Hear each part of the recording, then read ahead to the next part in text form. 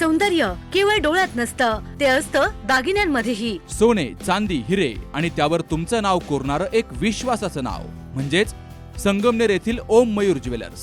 पिढ्यानपिढ्यांचा वारसा असलेले दागिने आधुनिक डिझाईन सोबत आता तुमच्या जवळ. लग्नकार्य असो, सण असो वा खास क्षण, ओम मयूर ज्वेलर्स मध्ये मिळेल प्रत्येक प्रसंगासाठी खास दागिने, खास तुमच्यासाठी. ओम मयूर ज्वेलर्स म्हणजे तुमच्या सौंदर्याचा हक्काचा दागिना. सुवर्ण बस्त्यासाठी आता कशाला नाशिक पुणे, संगमनेर मध्येच आहे आता नवनवीन दागिने. आजच भेट द्या ओम मयूर ज्वेलर्स, अशोक चौक, संगमनेर, जिल्हा अहिल्यानगर. संपर्क 9372 012 044. केंद्रात आणि राज्यात आपल्या विचारांचं सरकार आहे आणि संगमनेर तालुक्यामध्ये आपला आमदार असल्यामुळे विकास निधी हा पदवीधर आमदाराकडून नव्हे तर विधानसभा आमदाराकडूनच मिळू शकतो. हे जनतेनं लक्षात ठेवावं. या तालुक्यातील सर्वसामान्य जनतेचं प्रेम असल्यामुळेच मी स्वतः प्रत्येक गावात पोहोचलो असून विकास निधीही प्रत्येक गावापर्यंत पोहोचवलाय. मात्र निधी आणणारा आमदार कोण हे जनतेनं ओळखावं, असं रोखठोक मत आमदार अमोल खताळ यांनी व्यक्त केलंय. कासारा दुमाला गावातील विविध विकास कामांचा शुभारंभ 26 डिसेंबरला आमदार अमोल खताळ यांच्या हस्ते झाला. यावेळी ते बोलत होते. व्यासपीठावर सरपंच राजेंद्र त्रिभुवन, उपसरपंच अमोल वाळके, शिवसेनेचे उपजिल्हाप्रमुख रमेश काळे, शहर प्रमुख दिनेश फटांगरे, नगरसेविका साक्षी सूर्यवंशी, माजी उपसरपंच आशा काळे, संगीता पुंड, सपना जाधव, राष्ट्रवादी काँग्रेसचे उपाध्यक्ष अशोक काळे, तंटामुक्तीचे अध्यक्ष बबन सालके, ग्रामपंचायत सदस्य दत्तात्रय नाईक, तुळशीराम सातपुते, मच्छिंद्र सूर्यवंशी, नारायण शिंदे यांसह अनेकांची उपस्थिती होती. गेली 1 वर्षाच्या कालावधीत महायुती सरकारच्या माध्यमातून संगमनेर तालुक्यासाठी हजारो कोटींचा निधी आणलाय. मात्र तो निधी कुणी आणला हे जनतेपर्यंत पोहोचवण्यात महायुतीचे कार्यकर्ते कमी पडतायत. निधी मी देतोय, मात्र दुसरेच लोक त्याचं श्रेय घेतायत, असा ट्रेंड संगमनेरमध्ये सुरू झालाय. अशी खंतही आमदार अमोल खताळ यांनी व्यक्त केली आहे.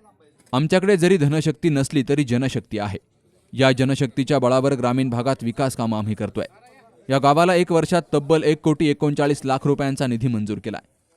त्यामुळे आगामी होणाऱ्या जिल्हा परिषद आणि पंचायत समिती निवडणुकांमध्ये दहशत, दबाव किंवा धनशक्तीला बळी न पडता गावच्या सर्वांगीण विकासासाठी महायुतीला साथ द्या, असंही आवाहन आमदार अमोल खताळ यांनी केलंय.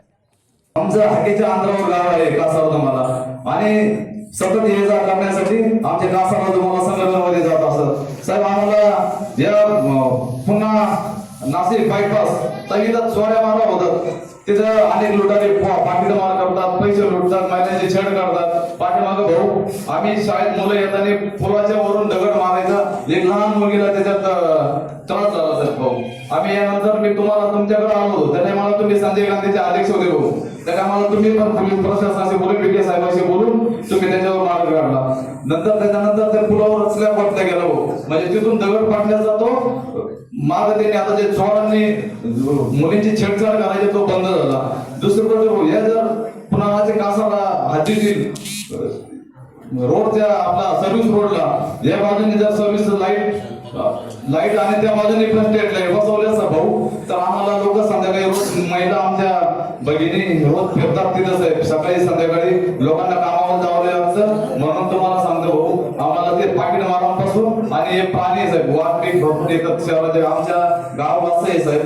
हे दोन्ही नदीच्या कडाचे गाव आहे, मध्य गाव आहे. एक तिकून माळंगी नदी आहे, एकूण प्रवाह नदी. त्या दोन्ही नद्यांच्या मध्ये वसलेलं गाव आहे कासारा दुमाला. म्हणून भाऊ आम्हाला तिथं त्रास मुक्त होईल. जर तिथं दोन्ही बाजूने स्ट्रेट जर नाही जर राहिलं तर उजेड राहील. तिथं पाकिट मारून पासून आम्हाला भगिनींची आबरू वाचेल भाऊ. म्हणून आम्हाला असे छोटे छोटे प्रश्न आहे भाऊ. आणि आम्हाला तुम्ही या कामात जसं 1 कोटी रुपये 39 रुपयाचा निधी दिला तसं तुमची गावावर भरपूर प्रेम केलं. यापुढे असंच प्रेम राहू द्या. हरिपुरुषोत्तम मंदिराचा सुशोभीकरणाला 9 लाख रुपये, भरितकरमाळा भूमिगत गटारला 10 लाख रुपये, जो रस्ता तुमचा गेल्या कित्येक वर्षाचा कासारा दुमाला ग्रामपंचायत कार्यालय ते मंगळापूर शिवरस्ता होता तर 50 लाख रुपये. कामं एवढे 11 कामं वर्षभरामध्ये आपण दिले. 1,39,00,000 आसपास आपण. कारण हे जे आपलं सरकार आहे हे सरकार नेहमी समाजातील तळागाळातील प्रत्येक व्यक्तीचा घटकाचा विचार करून काम करत आहे. आज केंद्र सरकार असेल, राज्य सरकार असेल, यांच्या माध्यमातून ज्या काही योजना राबवल्या जात आहेत आज त्या काही ग्रामपंचायतीच्या याच्यातून होता, परंतु योजना या सरकारच्या असतात. केंद्र असेल, राज्य असेल, प्रत्येक आता लाडक्या बहिणीसारखी योजना आज तुमच्या गावामध्ये मला वाटतं 80% लाडक्या बहिणींना आपल्याला लाभ मिळत असेल. मधल्या कालावधीमध्ये शेतकऱ्यांसाठी आपण 7.5 HP पर्यंतचे बिल माफी केले. तो सुद्धा एक चांगला ऐतिहासिक निर्णय झाला. दिवसा लाईट येते आमच्याकडे शेतीला. दिवसा सुद्धा लाईटीचा निर्णय आपण घेतला. बिबट्यांची संख्या वाढली होती. आता काही जण कुठलंही पद नसताना जाता आणि बिबट्याच्या प्रश्नावर बैठका घेता. एक फोटो काढला म्हणजे काम होत नाही दादा. आज तालुक्यामध्ये हजारो कोटीच्या आसपास निधी 2.5-3 वर्षामध्ये आम्ही आणलाय. या वर्षामध्ये मी आमदार झाल्यापासून तो 200-250 कोटीच्या पुढे निधी आलाय. परंतु मी आणलेल्या निधीवर बाकीचे लोक येत आहेत. आता माझं तुमच्या गावाला विनंती राहील, रमेशराव तुम्हाला विनंती राहील, नारायणराव तुम्हाला सांगणार राहील, निधी तर देतोय आम्ही, पण निधी देताना तुम्ही लोक वाजवायला कमी पडता. हा निधी कोणाचा हे सांगायला कमी पडताय. हे तुम्ही कमी नाही पडलं पाहिजे. नाही तर मग पुढच्या वेळेस मला निधी देताना थोडा विचार करावा लागेल आणि निधी देताना मला हात आखडून घ्यावा लागेल. कारण जर मी आज एवढा निधी देतोय, उद्या तुमच्या गावातले बाकीचे लोक येऊन सांगतील का निधी आम्हीच दिला. आज संगमनेर तालुक्यामध्ये एक ट्रेंड सुरू झाला आहे. या उपसरपंच सगळे तुमच्या गावामध्ये एक ट्रेंड सुरू, संगमनेरमध्ये एक ट्रेंड सुरू झाला आहे. निधी आणायचा आमदारांनी आणि पदवीधर आमदारांनी सांगायचं तो निधी त्यांनी आणला. पदवीधर आमदाराचं कार्यक्षेत्र 53, 54, 55 काय तालुके मला माहित नाही, पण तेवढे तालुके.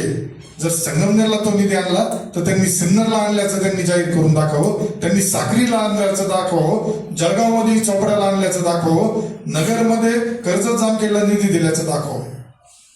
प्रत्येकाचे काहीतरी लिमिटेशन असतात. सभागृह विधान परिषदेचं वरिष्ठ सभागृह आहे, पण तिथं आपल्याला कुठल्या बाबतीत आज धोरणात्मक निर्णय जे घेतले, आता कायदे मंडळाचा जे कायदा बनवला जातो त्यासाठीच ते वरिष्ठ सभागृह आहे. शिक्षकांसाठीच्या आमदाराचं काम शिक्षकांपुरतंच मर्यादित राहतं. पदवीधर आमदारांचं काम पदवीधर पुरतं राहतं. पण आज दुर्दैवाने एक सामान्य कुटुंबातला मुलगा आमदार झाल्याचं दुःख बऱ्याच जणांना झालं. बरं, याच्यामुळे काय होतंय, मी थांबलो नाही. 2 दिवसापूर्वी नगरपालिकेचा निकाल झाला. लोकांना वाटलं संपले आता. एका पराभवाने माणूस संपत नसतो. पण 40 वर्षाच्या तुमच्या सत्तेच्या महत्वाकांक्षेला, तुमच्या सत्तेला सुरून लावण्याचं काम या मायबाप जनतेच्या आशीर्वादात. आज तुम्ही अमाप पैशाचा वापर झाला, कोणामुळे झाला? आज आपण नसतो, तालुक्यात परिवर्तन झालं नसतं तर लोकांचा यांनी विचार नसता केला. आता तुमच्या गावात कोणाचा हात मोडला, पाय मोडला तर भेटायला येतील. यापूर्वी कधी येत नव्हते. याचा सुद्धा आता तुम्ही लोकांनी विचार केला पाहिजे. मी जास्त काही याच्यात बोलणार नाही, परंतु आपल्या सगळ्यांना या माध्यमातून विनंती करत का विकास कामाचा निधी देताना ज्या पद्धतीने केंद्रामध्ये आपलं सरकार आहे, राज्यामध्ये आपलं सरकार आहे, संगमनेरमध्ये आमदार आपला आहे, तर निधी आपल्याकडूनच मिळू शकतो. ठीक आहे, नगरपालिकेत झाला आमचा परवा, आम्ही सांगितलं, पण विकास कामाला आम्ही अडचण येऊन देणार नाही. विकासासाठी जो निधी पाहिजे तो निश्चित देणार. कारण जनतेने जरी तुम्हाला मत काही दिलेले असले तर ते कसे दिले, दहशतीने, भीतीने, पैशाच्या आमोपापारांनी हे संगमनेरकर आता बोलायला लागले. 2 दिवसानंतर निकालाच्या अचानक काही लोकांचा वावर वाढला संगमनेरमध्ये, तलवारी निघायला लागल्या. हे कशाचं लक्षण? त्यामुळं संगमनेर हे माझ्या कार्यकालामध्ये शांत राहील. कुणीही कायदा हातात घेण्याचा प्रयत्न केला त्याचा बंदोबस्त केला जाईल. संगमनेरच्या विकासासाठी आज आपण MIDC आणतोय. 40 वर्ष MIDC आणि आता मी शिंदे साहेबांच्या माध्यमातून MIDC फायनल करून घेतली. गावाचं नाव सांगितलं, सगळं झालं तर लगेच काहींच्या डोक्यात आलं का आता 50% वाटा आम्हाला दिला पाहिजे. 50% आमचा प्रयत्न झाला. अरे बाबा, 40 वर्ष तुम्ही केला असतं तर कशाला मला ही वेळ आली असती? विकास काम करताना, पुढे जाताना निश्चित माझ्या माध्यमातून या पुढील कालावधीमध्ये सुद्धा निधी बी दिला जाईल. परंतु रमेशराव, आता यापुढे मी बी काळजी घेणार. गाव आहे आपल्या बरोबर, पण गावाची लोकांना कळायला पाहिजे का जर आता समजा हा रस्ता आपण गावठाण वस्ती येथे वीज पुरवठा दिलाय, मग गावठाणात राहणाऱ्या लोकांनाच माहित नाही कोणी दिलंय, ते निधी कोणाचा आहे काय, हे आपले कार्यकर्ते कमी नाही पडले पाहिजे, तुम्ही कमी नाही पडले पाहिजे. आणि ग्रामपंचायतीचं जरी तुमचं वेगळं असलं तरी गावच्या विकासासाठी तुम्ही सगळे एकत्र येता, हे सुद्धा तुमच्यासाठी चांगली अभिनंदनाची गोष्ट आहे का?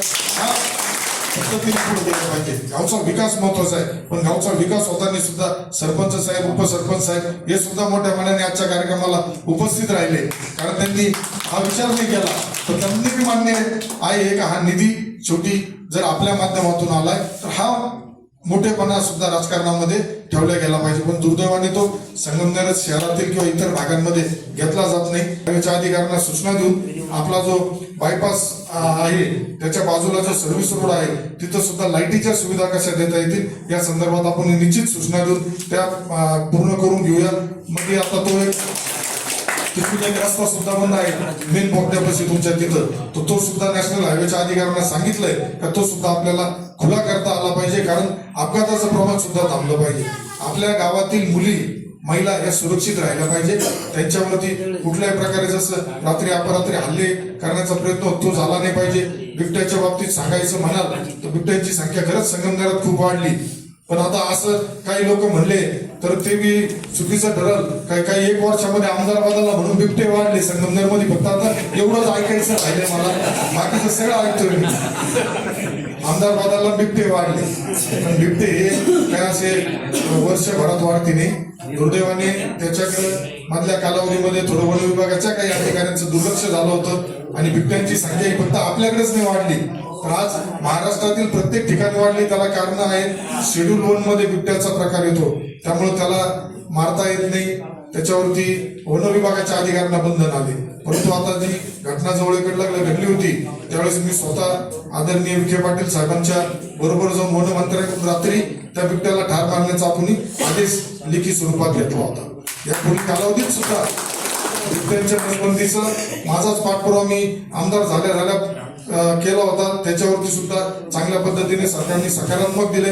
आज नामदार विखे पाटील साहेबांनी सांगितलंय निजर्णेश्वर आणि दुर्गेश्वरचा जी मागे जागा आहे तर तिथं आपण बिबट्या धरल्यानंतर तिथं 10 कोटी रुपये साहेबांनी मंजूर केले. उद्या बिबट्या धरल्यानंतर काय होतं, आपल्या लोकांना वाटतं इथं धरला आणि घाटात नेऊन सोडला तो परत येतो. हा सुद्धा आता प्रकार यापूर्वी होत होते. आता बिबट्यांना सुद्धा प्रॉपर सुरती नाही बिबट्यांना. त्यामुळं निश्चितच आपल्या सुखदुःखामध्ये तुमचा भाऊ तुमचा मुलगा म्हणून मी प्रत्येक कार्यक्रमात प्रत्येक ठिकाणी येण्याचा माझा प्रयत्न असतो. सुशोभीकरण करणे 10 लाख रुपये. मौजे कासारा तुम्हाला तालुका संगमनेर रामस्ते रोटोते वस्ती वीज पुरवठा 5 लाख. कासारा तुम्हाला संगमनेर मथुराबाद नगर येथे वीज पुरवठा 7 लाख. मौजे कासारा तुम्हाला संगमनेर येथील काशाई माता शैक्षणिक भूमी येथे 10 लाख.